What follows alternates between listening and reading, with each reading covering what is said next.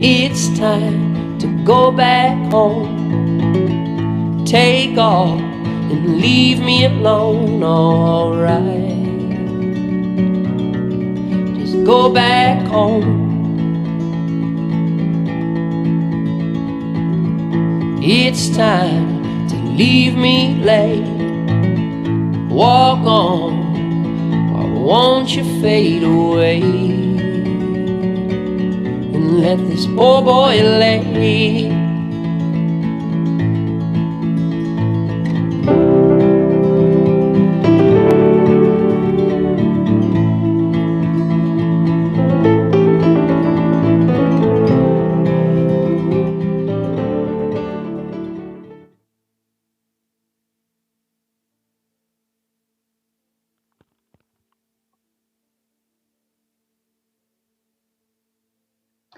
Good afternoon. I'm Donna Collins, and it's a pleasure to be with everyone this afternoon as we focus on artists. Today's segment of the Arts Tell a Story, Let It Tell Yours is sponsored by Reese Brothers Productions, and today's conversation focuses on the fabulous Joey Hebdo. Joey is a self described artist caught between two worlds. His bio says, in an era when digital streaming is king, Joey crafts a sonic experience seemingly intended for vinyl. Joey's live performances are equally as interesting, whether a one man band or a 7-piece ensemble, rhythm, section, horns, and all. And as a songwriter, he doesn't compromise, he commits. Joey, I'm so glad you could join me today. Donna, are you there? I'm Donna? here. Oh, Joey. Oh, let's talk a bit about your work. I'm Hey, really Donna. interested. Sorry, I didn't You're mean to cut you off. you're too funny. I love the humor in it. It's live, right? It's a conversation. Right. Hey, let's talk a bit about your work. I'm really interested in knowing about this way you describe yourself a bit as producing adventure folk, and and talk about how that describes your work and where you come from in that genre. Well, the genre is just, it's my own genre. It's kind of made up, not kind of, it's absolutely made up. And it kind of was, I have a lot of different influences, and I have had a lot of different routes that I've taken on my journey, and my music comes out in a lot of different ways. And very rarely is it ever kind of the same thing all the time. And I really had a hard time kind of finding if I, fit into a genre or whatnot. So I just decided to play by those rules and come up with my own, uh, you know, declaration. Adventure folk is a reflection of the sounds and the story, and it's got a lot of layers to it. So it seems to fit me. I'm still, after a number of years of having the title, I'm still proud of it, and I still think it makes sense, and it really allows me a freedom um, to do what I want. If I want to, be an acoustic singer songwriter, or if I want to, do a much bigger production, it kind of allows me that freedom, and it doesn't box me in. And I think as an artist, I really appreciate that to myself, Absolutely. and that means a lot to me. I think ultimately that's a goal for someone in my position, uh, to have something that reflects, themselves or where they're coming from. Um, the process of creating original music, is that kind of what you're asking, of Yeah, creating an that's it. original piece? Um, I think that, well, the inspiration comes from a lot of different places for everybody, obviously. Um, it's not something you can control. It comes out of nowhere usually for me, and it just kind of blindsides me. And it's usually when I'm really tired and I don't want it to come, and then it comes, and then I can't, and I have to do something about it. But I think generally most inspiration comes to me from pretty normal things, everyday things, just kind of always listening, being more of an audio artist. Looking sometimes inspires, but a lot of times it's listening, whether the way, finding the music in little things, the way that my little ones say certain things, or I'm hearing something while I'm outside, they just kind of strike ideas, or the way something's said. It kind of enters through that point for me. And uh,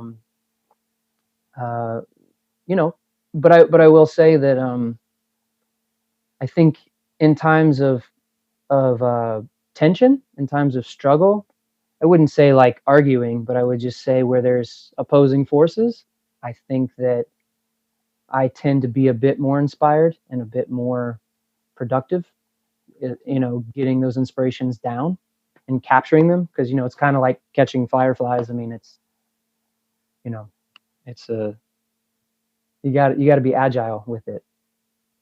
You know. I do understand that. I often think about that when uh, I like to journal Hmm. writing, and so Hmm. oftentimes when I'm just in my own space where I'm creating something just for me, Hmm. the ideas flow pretty well. But Hmm. when I'm writing with other people in mind, and they might have a part in whatever it is I'm preparing, they're just such different ways of thinking. And so, is that Yeah. the same or different for you, creating solo or working with a full band, live band, for instance?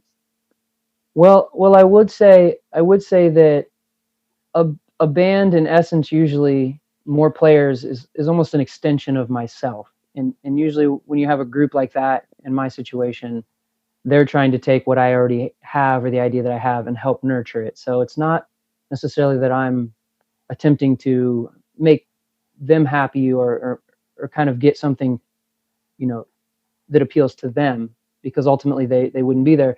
But I can say that if I'm thinking of a song for maybe someone else, or writing with someone else in mind other than myself, it is very hard. And some people actually are better at that than they are the other, you know, only writing for themselves or exposing themselves.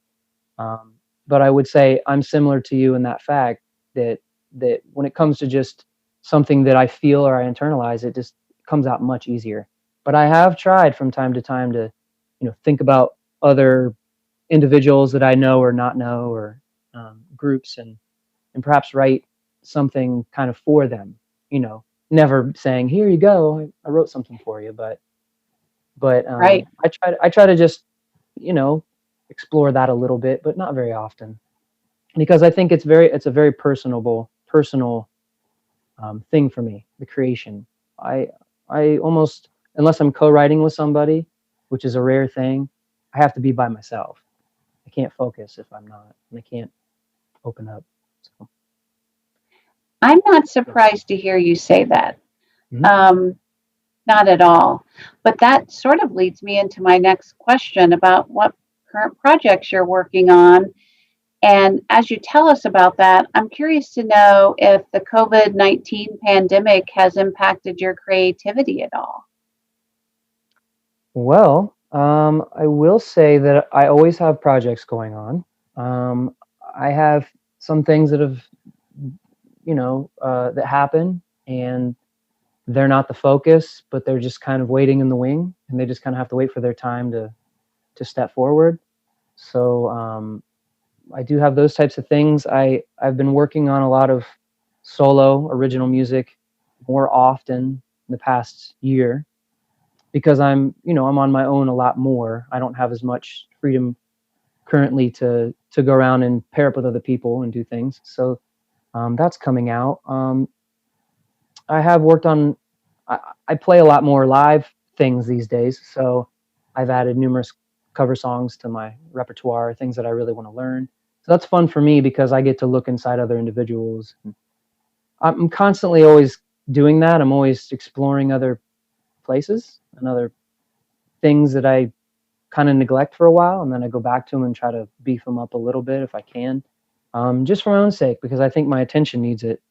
Um, but I've also been working on some kid stuff, because I have little kids, and it's very easy for me to be in that mindset.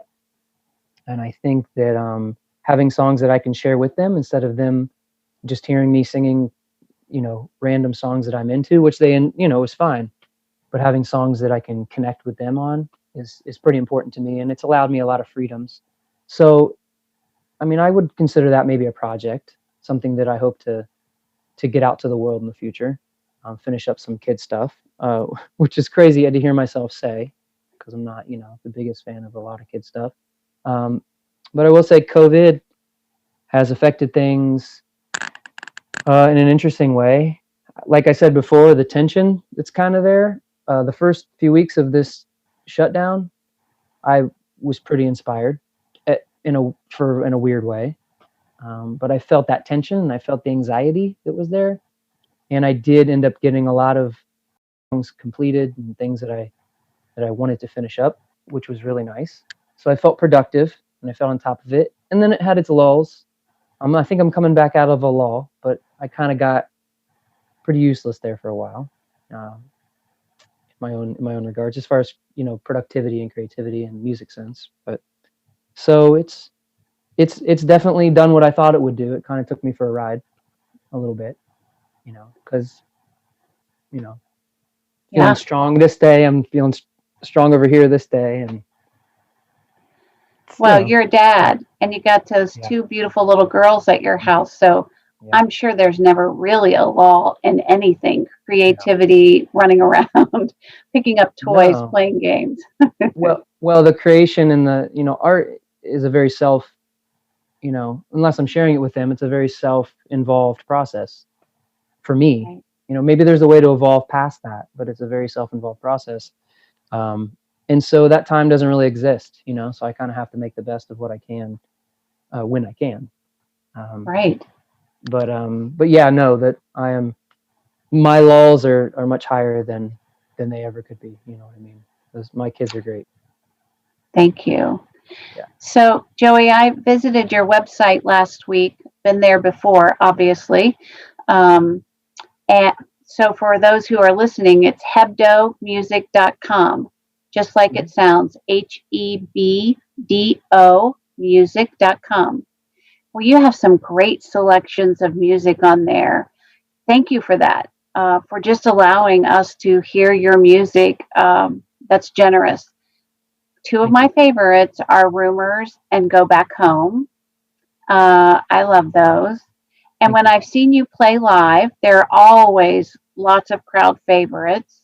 Hmm. So, talk to us, those of us who are not performers, who are not musicians, about what it's like to play in front of a live audience. What's that experience like for you as a musician?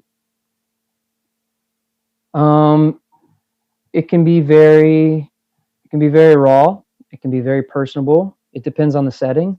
Sometimes they're really intimate shows, and those tend to be often not most of my favorite shows, because it can really I like to connect, and I can really connect with people. Larger shows, it's harder to connect, but then you open up a different performance sort of side, and you kind of go into performing.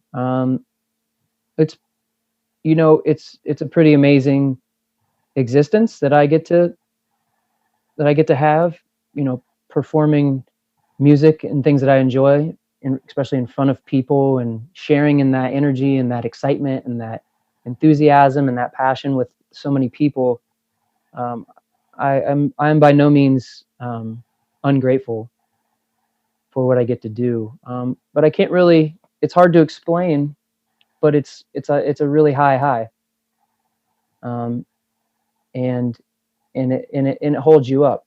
You know, it it takes you to a lot of good places, and it's really easy to see it at performances like that how connected people really are, how the littlest thing you do can affect people, and then the littlest jolt of energy they're throwing your way can affect you, and how everyone just kind of raises up together. It's a really cool experience, and we know that, and we've done it for so long and so many years. We understand that, but when the rug's pulled out from under you so quick, a lot of us in my position, musicians, it's been an interesting reminder as to just exactly how special that is, and how cool it is, and how much we miss it. Absolutely. I know that all of us, all of my friends and colleagues are already trying to figure out what the opening looks like. How can we be safe, but how can we support artists like you because we love your work? We want to support you financially as well as have our souls filled up, if you will. Mm-hmm. This is an important time, and however we come out of this, we've got to be smarter and stronger and really supportive of the arts for sure. Yeah. Joey, I have to do a little bit of trivia. Do you mind? No, go ahead. So we're going to take a trivia break. And Tuesday's question was, what year was the Ohio Arts Council created? Da, da, da, da. And the winner is Sherry Hawk.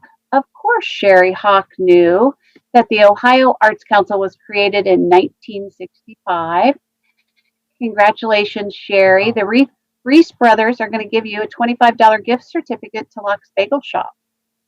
So, today, audience members, I'm going to pose today's question, and I know you'll want to play along because the prize, a $25 gift certificate to Jenny's Splendid Ice Cream. Ooh. Yeah, right? So, here's today's question. Beyonce and Aretha Franklin come in at number 2 and 3, respectively, in what Grammys award category? And as a bonus question, who is the number 1 in that category?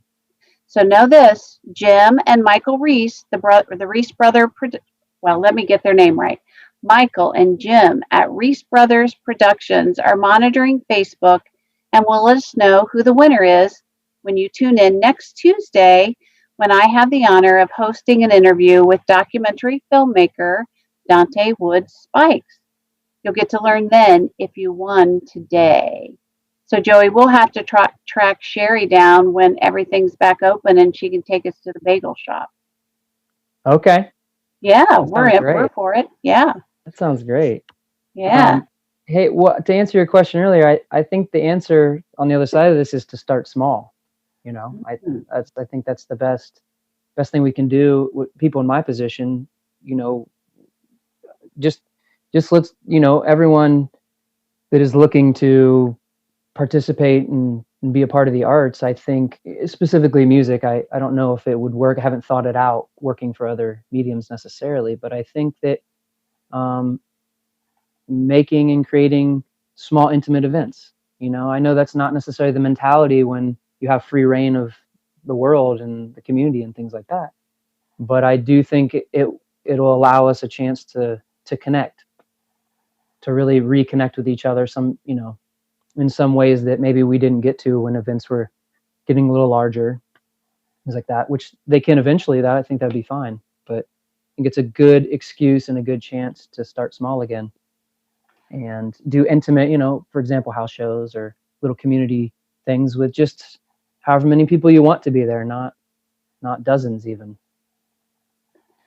I like that. It can be small and large. It can be what we want it to be. And for those of us who are living in a 2-person household these days, being in a group of 10 is going to be a really big deal. Yeah. And if I were in a group of 10 and you were one of them playing music, I can only imagine how happy I would be, and the other 8 folks listening to you. I think you've got something there. Start small, grow big where appropriate, but we don't have to lose small, right? No. I think start small, reconnect with how important that is, and then when we need to have big things, we can have big things. But really, really focus on that. And I've been wanting to do that for a long time. And I'm not going to say luckily, we're in the situation or whatever, but sure, just luckily things are coming around, and maybe that'll become a reality for me, because I really had been missing the more intimate, close, house, living room type of events. Those things are really special to me. I bet if you put a sign-up page on your website, Joey, we could have small house parties when it happens. You can earn a living as you need to, and the rest of us can enjoy the opportunity to participate. So I'm going to watch for that. Maybe that will spark an opportunity for you to start playing house parties. I think I heard it here first from you. Hey, this is it. I mean, this is where it starts, right here. That's right. I'm going to do it. Great. I'm going to sign up. I want to be among the first. Okay. Fabulous. So, folks, watch for that at on Joey's website. But I also want to tell you a couple of places where you can find his music. So he can be found on Bandcamp at hebdo.bandcamp.com. But listen to how timely this is. Right. Bandcamp, as you know, is an independent artist site, but tomorrow they are waiving all fees from the artists. So 100% of the money goes to artists. Joey, thank you for sharing that with me. Mm-hmm. Not just for yourself, but for everybody who's got a list. Tomorrow's the day to buy. There's more music on there than you could ever listen to on that site, and almost every single artist in this town is on that site. So if you're looking to just support as a whole, just go there and take care. And the really cool thing about that, the site has been around forever. I know numerous, everyone's been on that site for a long time, but it's never reached the forefront like Spotify or different things like that. But they tried it one other time about a month ago. They waived their fee for a day, and I think they sold, absurd amounts, millions of dollars towards artists, just in 24-hour period, just in that way. All right, we've all got to promote that. Hey Reese Brother Productions. Maybe you could help us all get connected to Bandcamp, and who knows, maybe you can buy gift certificates on there too. How's that? Can. How's that for pushing the people promoting this show and producing it and paying for it for us to give them some suggestions? Yeah. Hey, Joey, I don't want to forget, you're on Instagram and Facebook too. So at Instagram, it's at Hebdo Music, right? Mm-hmm, mm-hmm. And then Facebook is /Hebdo Music. Mm-hmm. Pretty much. Music. I bet go ahead. No. My last name. It's easy to find. I think if we Google Hebdo, we'll find you too. Yeah. Joey, I'm pretty sure this conversation has brought fond memories to folks about how the arts have and continue to impact their lives, especially with you talking about those small groups, those house parties, or what it feels like to be at a live concert. Mm-hmm. As we round out today's conversation, I just have a couple more questions. I'm curious about how you're seeing music and the arts impact people's lives during the stay-at-home period. I think you mentioned a little bit about this, of what you're seeing happening on social networking. But from an artist perspective, will you talk a little bit about that? Well, yeah. I think it's exploding more than ever. I think that people have always needed the arts, whether they realized it or not. And I think that it's becoming more and more apparent now. Everyone is tuning in to, every art related thing I can think of. I mean, to me, it seems like maybe the single most thing that's getting anyone through this entire situation, art, whatever you're into. I don't want to get too vast with my answer, but I think that I think the future is bright for art.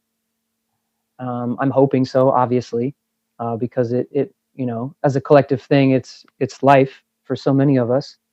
Not just the way we make a living, but it's just the way we are and the way we think. And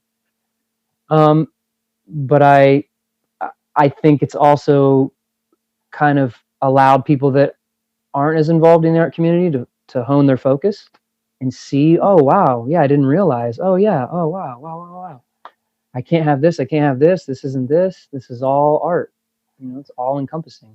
And I think that hopefully it will allow people to not ever forget that again. I hope so too.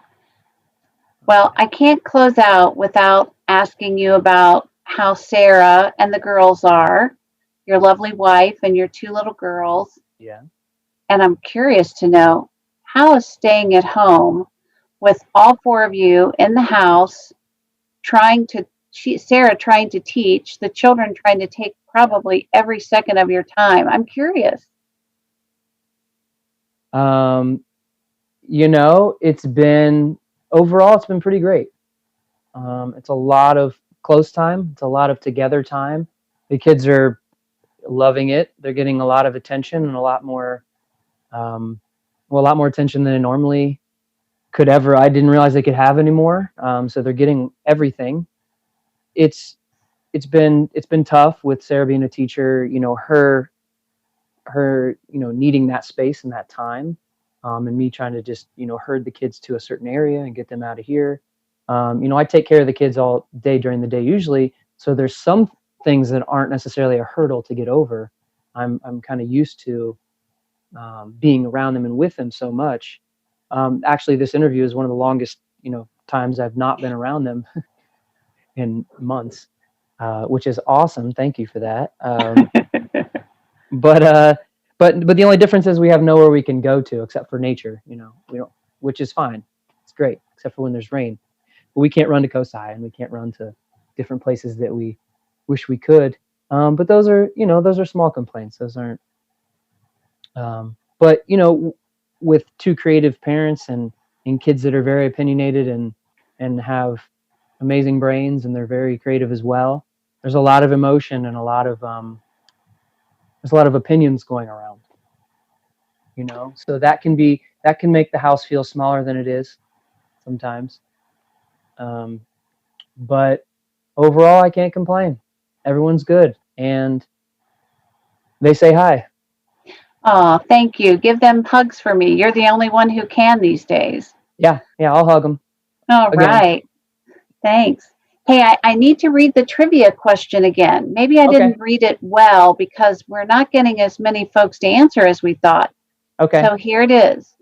go ahead. Beyonce and Aretha Franklin come in at 2 and 3 respectively in what Grammys award category?